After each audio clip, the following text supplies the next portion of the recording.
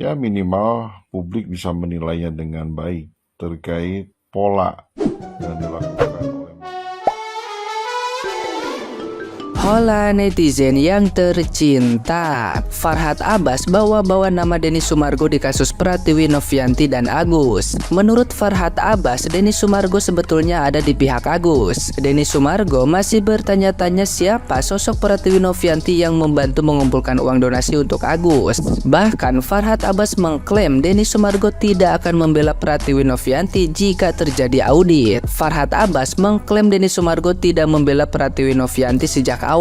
Menurutnya, Denny Sumargo mengundang Pratiwi Novianti di podcast miliknya hanya kedok untuk menjebak. Farhad Abbas santai dukungan netizen yang budiman kini memihak pada Pratiwi Novianti. Sebab ia meyakini jawaban-jawaban Pratiwi Novianti di podcast Denny Sumargo bakal menjadi bumerang untuknya. Penuturan Farhad Abbas rupanya sampai ke telinga Denny Sumargo. Ia langsung emosional menanggapi pernyataan Farhad Abbas. Netizen yang berbakti yang melihat respon Denny Sumargo langsung mempertanyakan pengakuan Farhad Abbas. Mereka meragukan apa yang diklaim Farhad Abbas. Pernyataan Farhad Abbas ini berbanding terbalik dari pernyataan sebelumnya. Sebelumnya, Farhad Abbas mengecam Pratiwi Novianti dan Denny Sumargo yang meminta Agus mengembalikan uang donasi. Ia bahkan sampai mengancam akan mempolisikan keduanya. Nah, gimana nih menurut netizen yang terhormat? Silahkan berkomentar ya.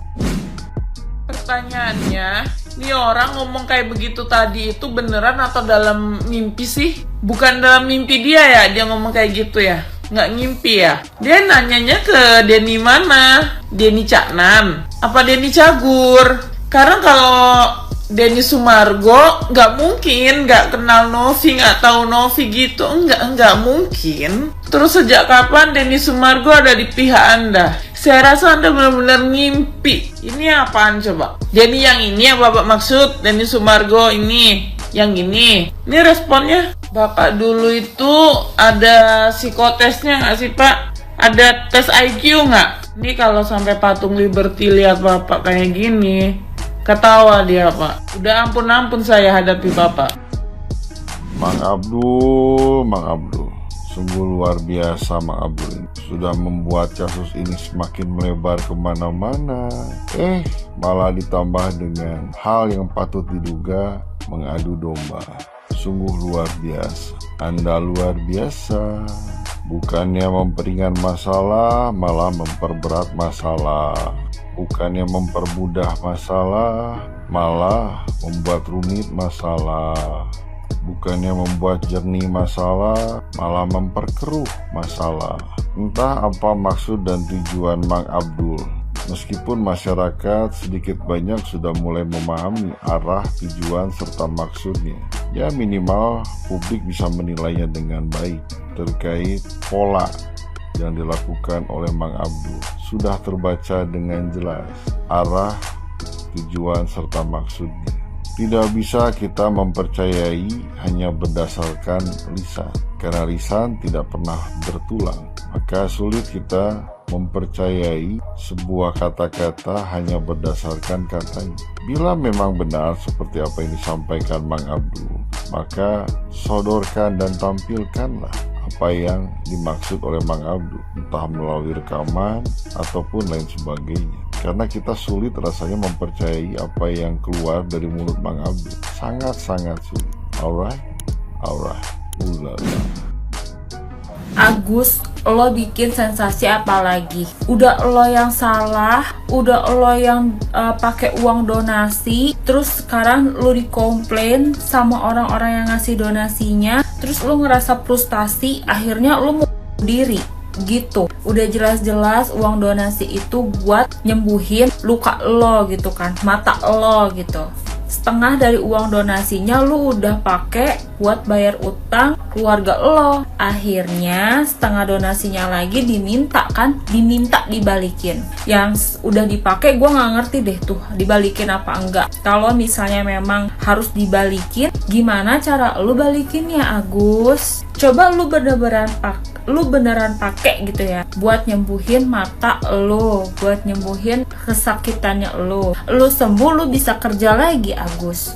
Sekarang lu ngandelin BPJS yang BPJS tau lah ya lamanya kayak gimana. Lu lama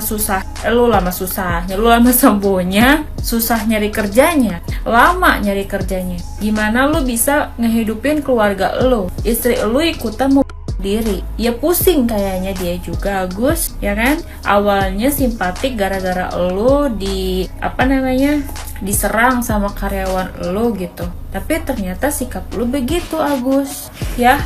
Aji mumpung nih, gimana nih? Nyebelin juga lama-lama ya kalau denger beritanya kayak gini. Hayo lo, Teh Novi udah press card. Bapak yang sering sedih, kau nggak mau minta maaf aja? Panjang kali lo dramamu. Padahal sebenarnya waktu di awal kau minta maaf itu udah selesai. Dibantunya kau sama Teh Novi. Cuman lah ya, uang ini memang bisa membutakan orang. Bahkan setelah press con ini, Teh Novi pun masih mendoakan kesembuhan kau. Masih mengusahakan biar tergerak hatimu itu. Di sisi lain kau di podcast menjelekkan orang yang udah mendonasikan kau, yang udah membantu kau. Maaf kata ya Bapak sedih. Makin terbuka mulut bapak itu, makin terbuka muncungnya itu, makin orang nggak percaya. Karena semuanya omong kosong, tiap ngomong itu beda-beda. Padahal dari bukti video, jejak digital itu nggak bisa dihapus loh bapak sedih. Sadarlah pak, jangan kau benci Teh Novi itu kayak kau membenci meja yang bikin kau terantok. Oke ya bapak sedih.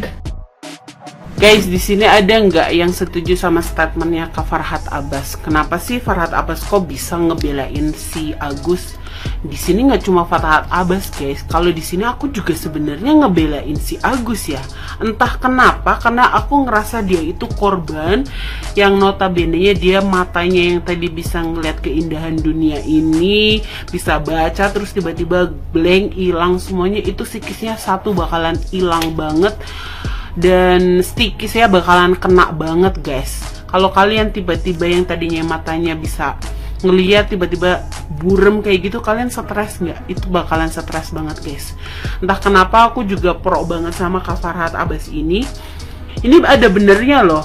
Pas Farhad Abbas bilang kalau kok ada loh pihak RSCM yang bilang katanya kalau pakai BPJS ngapain minta uang donasi gitu kan. Kan pada awalnya donasi itu bukannya orang-orang ngasih karena awalnya iba ya guys ya. Emang banyak kok orang donasi karena biar yang didonasin itu bisa menjalankan hidupnya ke depan, bisa menjalankan aktivitas sehari-hari gitu loh guys. Kalau misalkan si Agus ternyata punya BPJS, ya kenapa nggak dipakai? Karena BPJS itu pelayanannya bener-bener bagus loh guys. Mungkin ada pihak-pihak oknum rumah sakit yang nggak bertanggung jawab buat teman-teman kita yang menggunakan BPJS terus diulur-ulur. Tapi banyak banget terutama rumah sakit di Jakarta kalau pakai BPJS itu pelayanannya itu bener-bener disamaratakan sama yang bayar loh guys.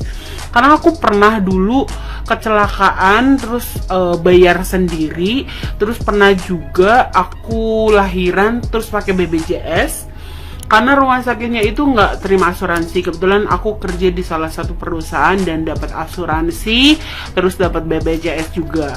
Ternyata rumah sakit itu malah lebih prefer ke BPJS.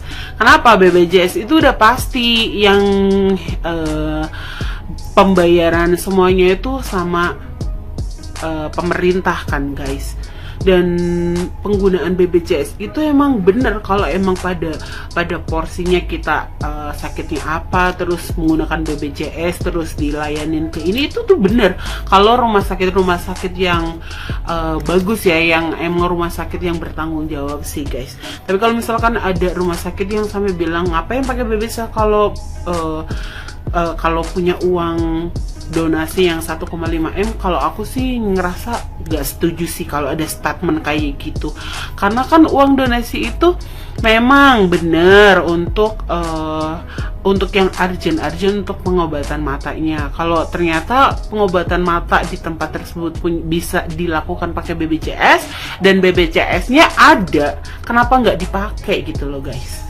Ya enggak guys. Di sini siapa yang setuju sama statement aku? Kalau nggak setuju kalian bisa komentar di bawah ini.